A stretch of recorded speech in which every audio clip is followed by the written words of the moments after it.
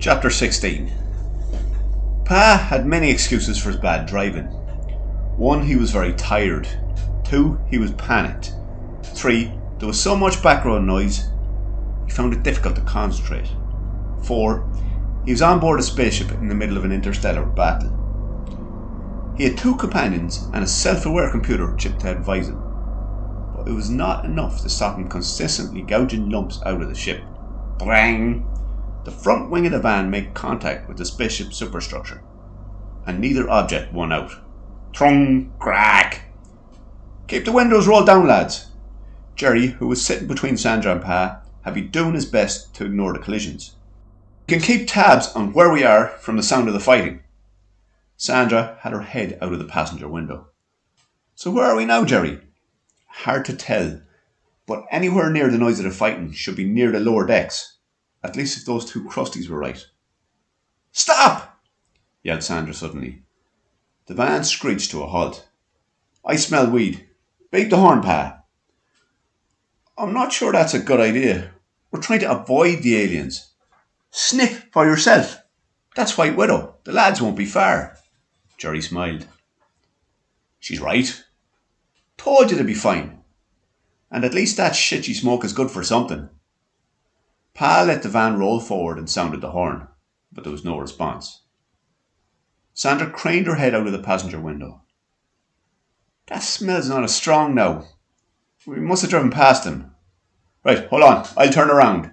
Sklang! There was a loud crunch as Pa reversed the van into a wall. Several lengths of metal collapsed to the floor. The van then bounced over them and ploughed into the opposite wall, to an even louder crunch. Jerry winced at the sound. Fucking hell, Pa, leave some of the ship intact, will you? We still haven't found the others. I'm trying to. All the walls are at funny angles. Your eyes must be at funny angles. Just sound the horn again. If the aliens haven't heard us by now, they're not going to.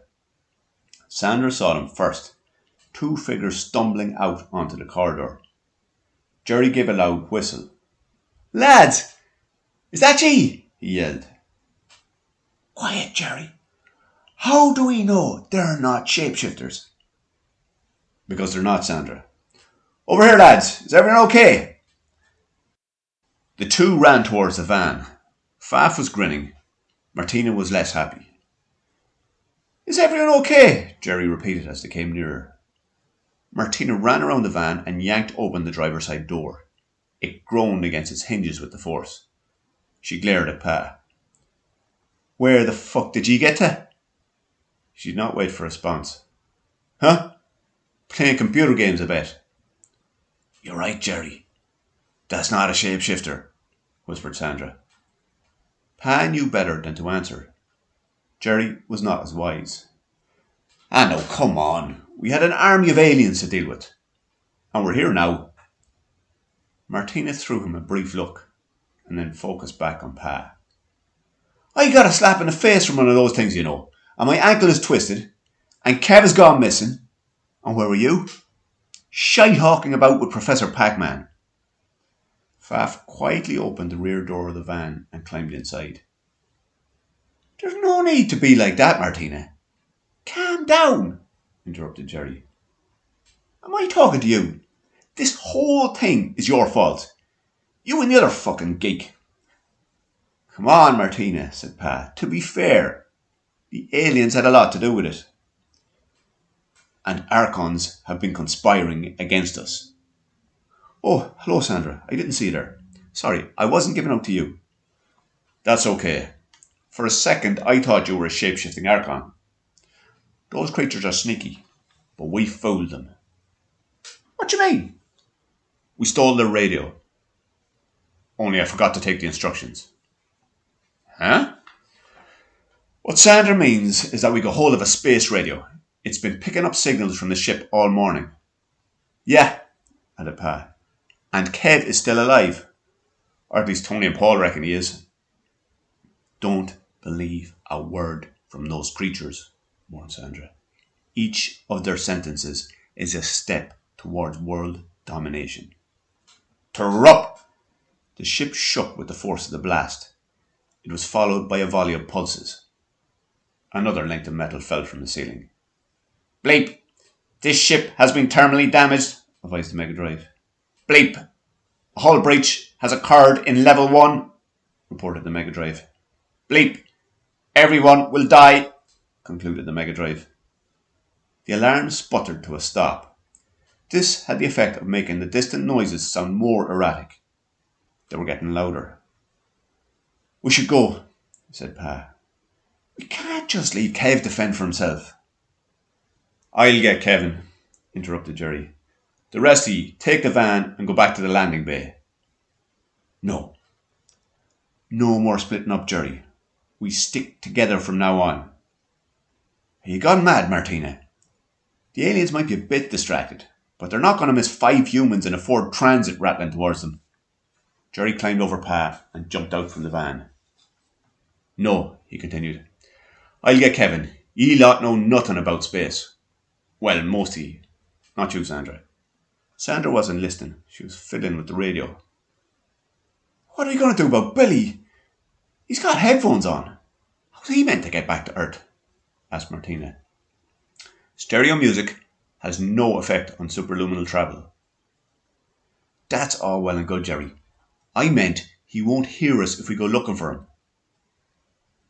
We're at war with an alien army. It was his choice to stick on headphones. If he's not up in the landing deck inside a half hour, leave without him. Jerry glanced down the corridor and back to the van.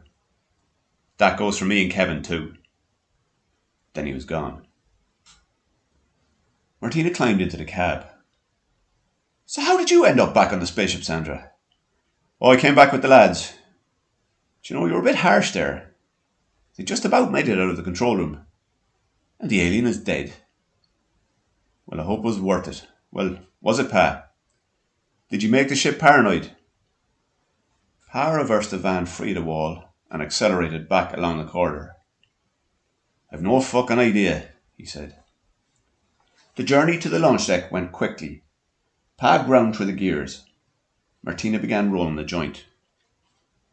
Where are we? Came a voice from the back. Still on the spaceship, Faf, replied Pa. We're back at the landing bay. We're going to wait here for the others. The van came to a stop beside a squadron of alien fighters. Pa, Martina, Sandra and Faf climbed out and gathered beside the cab. Earth was visible through the giant window. It looked peaceful. Can anyone see the Great Wall of China? Asked Faf. Martina stared up at the spaceships. No, you're not able to see it from space. That's just an urban legend. Why would someone start a rumour like that? It's only going to piss people off when they can't see it. People are strange. Tell you what, it'll be good to put these fighters out of action. How do you mean, Martina? Asked Pa. Oh, I don't know, sugar in the petrol tanks or something. I doubt they run on petrol. I can't smell fuel. Or anything, come to think of it. The only thing I've smelled since we got here is White Widow. I wonder how the aliens keep the place so clean. They have it spotless. Although there was a smell of shit in the control room. I don't know anything about that, muttered Faf. Martina put the finishes and touches to a joint and stared at him. Why would you say that? Just because I don't. We change the subject, lads. Aliens are trying to kill us. Doesn't matter who shit where. If somebody did. And they didn't. There was a low crackle of interference. Be located in most near mopping up operation. 4 sets of eyes swiveled towards the newly installed radio. I thought you said you couldn't get that thing to work, Sandra. I couldn't earlier. It must have just needed retuning after I lifted it out of the Astra. Pa jumped into the van and grabbed hold of the dial. The radio crackled again. Attack force. Go to rejection of enemy promptly. Possibility is high for the purpose of capture. It's not very good at translating the messages. What do you expect? Asked Sandra. It came out of the minds of shape-shifting archons. They may be sneaky and dim-witted, but they're stupid.